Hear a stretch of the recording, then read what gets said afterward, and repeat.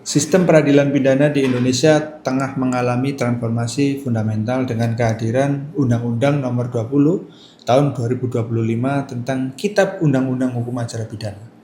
Salah satu perubahan paling signifikan ya dalam hukum acara ini adalah reposisi dan perluasan instrumen upaya paksa, di mana tindakan pemblokiran kini secara resmi diakui sebagai salah satu dari 9 upaya paksa yang sah dalam proses penegakan hukum.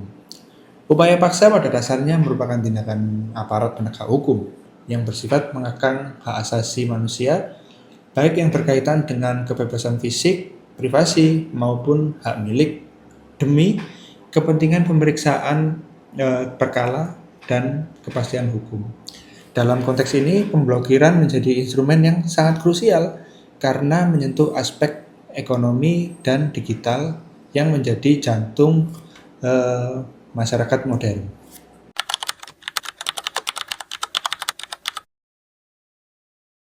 Upaya paksa merupakan pengejawantahan ya dari wewenang negara untuk melakukan intervensi terhadap hak-hak individu guna mencari kebenaran material dalam suatu perkara pidana. Seiring dengan kemajuan teknologi dan kompleksitas tindak pidana transnasional, instrumen baru seperti pemblokiran menjadi kebutuhan mendesak ya. Pemblokiran didefinisikan sebagai tindakan hukum untuk mencegah akses penggunaan atau pemindahan suatu objek yang meliputi harta kekayaan, bukti kepemilikan, transaksi perbankan, akun platform daring, informasi elektronik, serta dokumen elektronik untuk jangka waktu tertentu ya. Terdapat perbedaan pemblokiran dan penyitaan yang sering kali disalahpahami oleh masyarakat kebanyakan. Jika penyitaan melibatkan pengambil alihan secara fisik atau yuridis atas suatu benda agar berada di bawah penguasaan penyidik untuk kepentingan pembuktian, nah, maka pemblokiran itu lebih bersifat administratif dan preventif ya. Dalam pemblokiran, benda atau aset tersebut tetap berada pada institusi pengelola seperti bank untuk rekening ataupun di BPN untuk aset tanah. Namun statusnya itu dibekukan ya, sehingga tidak dapat dilakukan perbuatan hukum atas objek tersebut. Nah, di sini aku tunjukkan tabel ya, perbedaannya pemblokiran dan penyitaan ya. Dari sifat tindakannya, pemblokiran itu administratif dan pembatasan akses transaksi ya. Lalu penyitaan lebih ke pengambil alihan penguasaan benda secara fisik atau yuridis. Lalu tujuannya itu kalau pemblokiran itu hanya mencegah peralihan aset ya untuk menjaga status quo. Sedangkan penyitaan itu pengamanan barang bukti untuk kepentingan pembuktian persidangan ya. Jadi barang bukti itu diamankan untuk persidangan ya, bukan mencegah doang. Lalu objek dominan ya, rekening bank, akun digital, dokumen elektronik, dan aset tanah itu yang biasanya dilakukan pemblokiran. Sedangkan kalau penyitaan itu berupa benda bergerak atau tidak bergerak yang terkait langsung dengan tindak pidana. Lalu dampak hukumnya ya, aset tidak dapat ditransaksikan atau dipindahkan ya. Lalu kalau di penyitaan itu aset disimpan oleh negara dan dapat dirampas atau dikembalikan seperti itu.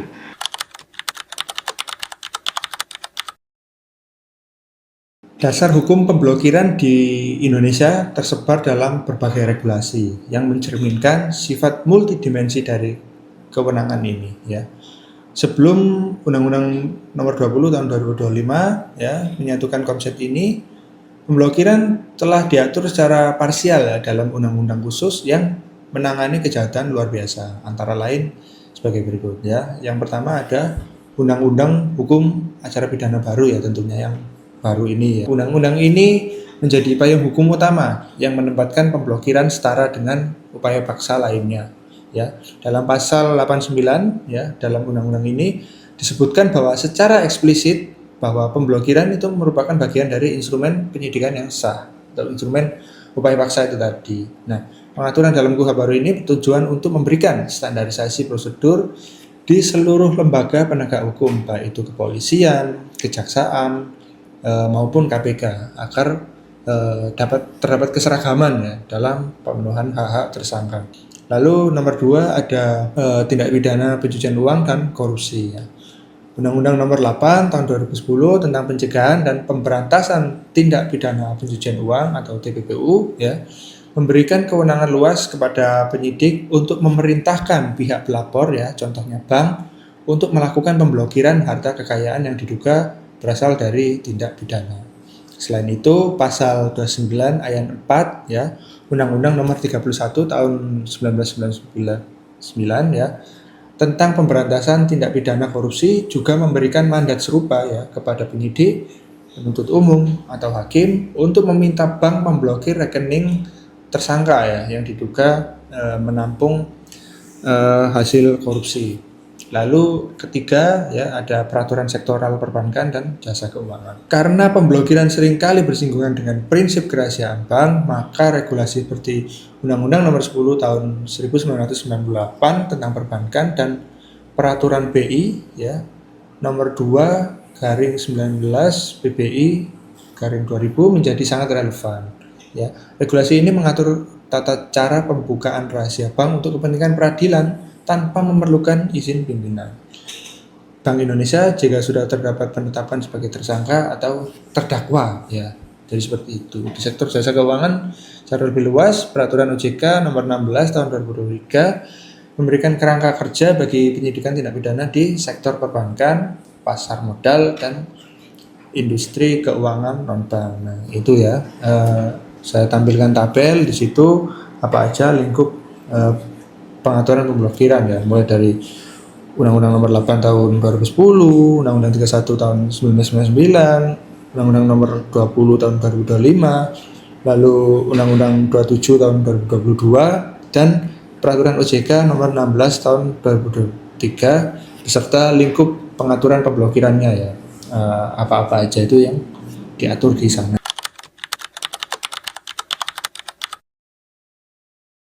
Pelaksanaan pemblokiran sebagai upaya paksa tidak boleh dilakukan secara sewenang-wenang. Terdapat mekanisme ketat yang melibatkan pengawasan yudisial untuk memastikan bahwa tindakan tersebut proporsional dan memiliki dasar bukti yang kuat.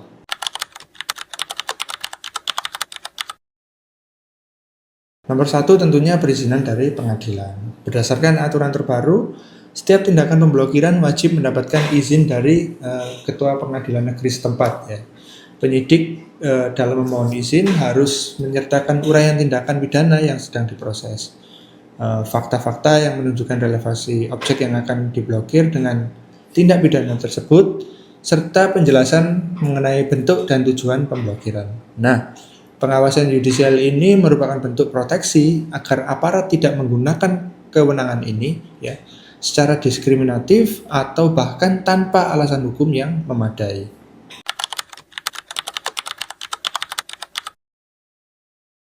Lalu nomor 2, protokol dalam keadaan mendesak ya. Hukum juga mengakui adanya situasi di mana kecepatan adalah segalanya ya. Dalam keadaan mendesak seperti adanya potensi kuat bahwa harta akan segera dialihkan atau jika tindak pidana terkait dengan jaringan terorganisasi dan transaksi elektronik yang cepat ya, penyidik itu diperbolehkan melakukan pemblokiran terlebih dahulu tanpa izin awal dari pengadilan. Meskipun demikian, tindakan darurat ini tetap ya harus dilaporkan kepada Ketua PN ya, Ketua Pengadilan Negeri dalam waktu maksimal 2 kali 24 jam ya untuk mendapat persetujuan. Jika pengadilan menolak memberikan persetujuan, maka pemblokiran tersebut wajib dicabut ya dalam waktu paling lambat 3 hari kerja.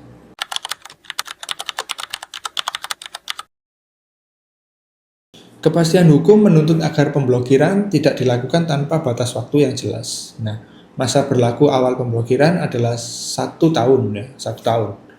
Namun mengingat proses hukum di Indonesia seringkali memakan waktu lama ya, pemblokiran dapat diperpanjang ya sebanyak 2 kali, di mana masing-masing perpanjangan waktu memiliki jangka waktu 6 bulan. Jadi total masa pemblokiran maksimal yang dimungkinkan dalam tahap penyidikan adalah 2 tahun ya. Pembatasan ini sangat penting untuk mencegah kerugian ekonomi yang lebih besar bagi pemilik aset, terutama jika kemudian hari mereka dinyatakan tidak bersalah oleh pengadilan.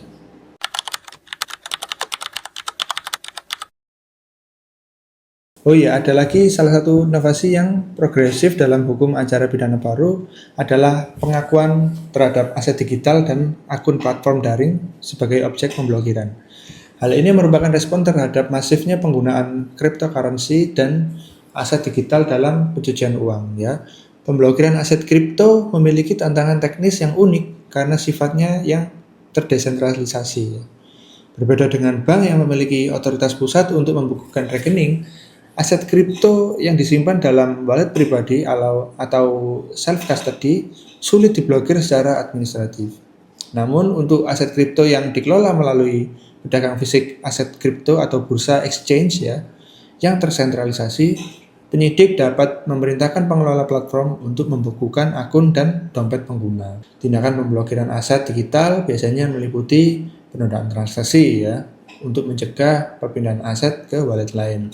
Terus ada juga pemblokiran akun pengguna, ya, agar tidak bisa melakukan konversi kripto ke mata uang fiat atau rupiah, ya. Lalu yang ketiga, koordinasi dengan Bapepti atau OJK dalam memantau pergerakan dana yang mencurigakan. Efektivitas pemblokiran aset digital sangat bergantung pada forensik blockchain, ya. Penyidik ini didorong untuk menggunakan teknologi analitik seperti chain analysis atau TRM Labs guna memetakan alur transaksi dan mengidentifikasi e-wallet yang memiliki keterkaitan dengan tindak pidana asal ya, seperti korupsi dan atau judi online. Kasus-kasus besar seperti penanganan TPPU pada pejabat publik menunjukkan bahwa sinkronisasi data antara PPATK dan penyidik dalam memantau aset digital menjadi kunci, ya, keberhasilan pemulihan aset negara.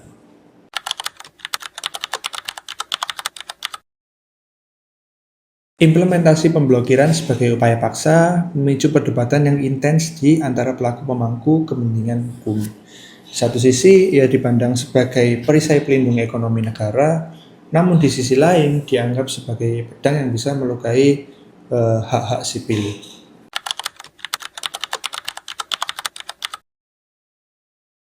Para pendukung tindakan pemblokiran menekankan bahwa instrumen ini adalah satu-satunya cara efektif untuk menghadapi kejahatan finansial modern yang bergerak secepat kilat, ya. Tanpa pemblokiran, proses penyitaan fisik seringkali sudah terlambat karena dana telah dipindahkan ke yurisdiksi lain, ya, atau dicuci melalui berbagai lapisan transaksi, ya. Selain itu, kebijakan pemblokiran pada rekening pasif atau dormant account dianggap sebagai langkah preventif yang cerdas, ya, untuk mencegah akun-akun tak berpenghuni tersebut, ya, digunakan sebagai tempat penampungan hasil judi online, ya, atau narkotika misalnya.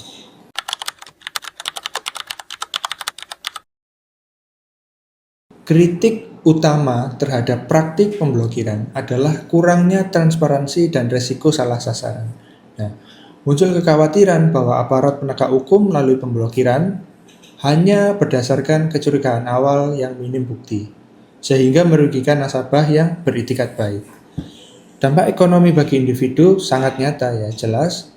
Hilangnya akses terhadap dana pribadi dapat melumpuhkan kemampuan seseorang untuk memenuhi kebutuhan dasar, membayar cicilan, atau menjalankan bisnis yang pada akhirnya dapat memicu gugatan perbuatan melawan hukum terhadap negara. Nah, para ahli hukum itu mengingatkan, ya, bahwa pemblokiran yang dilakukan secara sepihak oleh bank atas perintah otoritas tanpa penjelasan yang transparan dapat dianggap sebagai bentuk wan prestasi atau pengabaian janji dalam kontrak antara bank dan nasabah. Nah, hal ini menuntut adanya keseimbangan, ya, yang sangat halus antara kepentingan keamanan negara dan hak-hak perdata warga negaranya.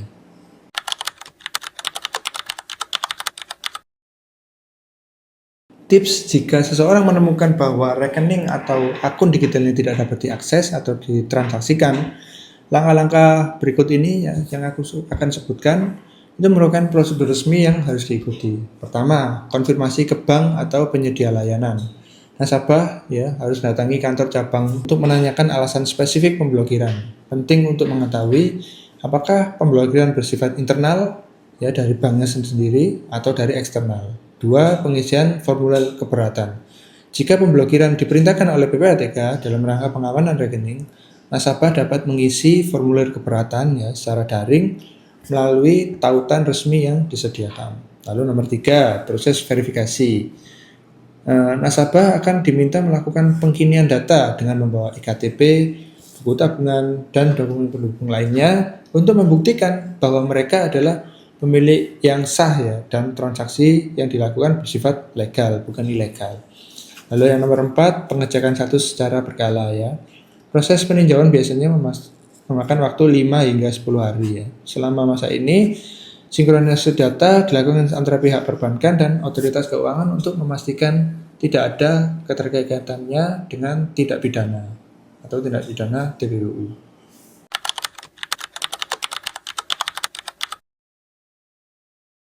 Nasabah dalam hal ini juga harus memahami bahwa selama masa pemblokiran, dana yang tersimpan tetap utuh dan tidak hilang. Bahkan bunga atau bagi hasil tetap harus diberikan oleh pihak bank sesuai dengan perjanjian yang berlaku. Ya.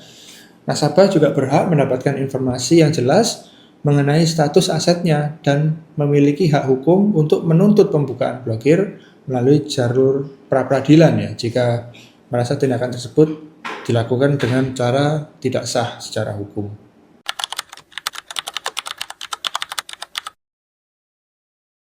Pra-peradilan ya tentunya itu menjadi benteng terakhir bagi warga negara untuk menguji keabsahan tindakan pemblokiran yang dilakukan oleh penyidik. Dalam forum pra-peradilan, hakim akan memeriksa aspek formil dari pemblokiran tersebut. Ya.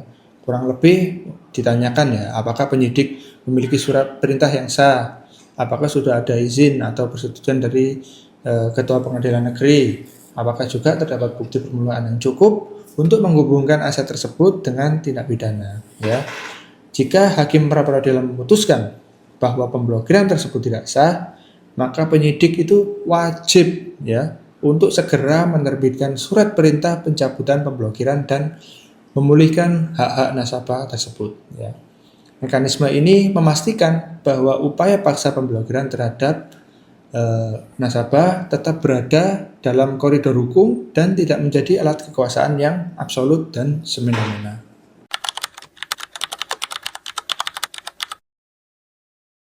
Pengaturan pemblokiran dalam Undang-Undang Nomor 20 Tahun 2025 menandai babak baru dalam penegakan hukum pidana di Indonesia yang lebih responsif terhadap perkembangan zaman.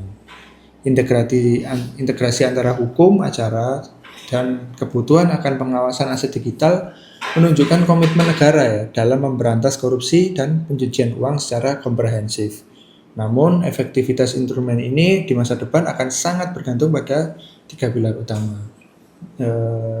Pilar utama yaitu tentunya integritas aparat ya, profesionalisme penyidik dalam menilai relevansi aset agar tidak menjadi tindakan yang berlebihan atau over coercion ya. Lalu nomor 2 juga kesiapan teknologi ya, yaitu kapasitas penegak hukum dalam melakukan pelacakan aset pada jaringan blockchain dan platform fintech yang semakin canggih. Nomor 3 tentu saja edukasi publik ya, kesadaran masyarakat untuk secara proaktif memperbarui data perbankan dan menghindari penggunaan rekening untuk transaksi ilegal guna meminimalisir resiko pemblokiran salah sasaran.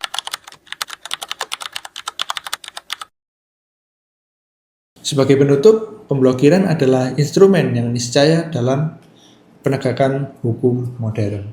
Dengan regulasi yang semakin jelas dan pengawasan yudisial yang ketat, diharapkan tindakan pemblokiran tidak lagi dipandang sebagai ancaman bagi warga negara yang jujur, ya, melainkan sebagai bentuk perlindungan negara terhadap integritas sistem keuangan nasional. Penekanan pada perlindungan hak asasi manusia dan transparansi prosedur akan menjadi tolak ukur apakah instrumen upaya paksa ini benar-benar membawa keadilan atau justru menjadi beban baru dalam tatanan hukum Indonesia. Masyarakat memiliki peran vital dalam menyebarkan pemahaman yang benar mengenai hak dan kewajiban ini agar tercipta sinergi antara publik dan penegak hukum dalam mewujudkan Indonesia yang bebas dari kejahatan finansial. Ya, oke, itu aja kontenku tentang salah satu instrumen dari 9 upaya paksa ya, dalam hal ini pemblokiran ya. Kalau dirasa bermanfaat juga dan senang dengan video ini, silahkan di like dan di komen ya kalau ada salahnya.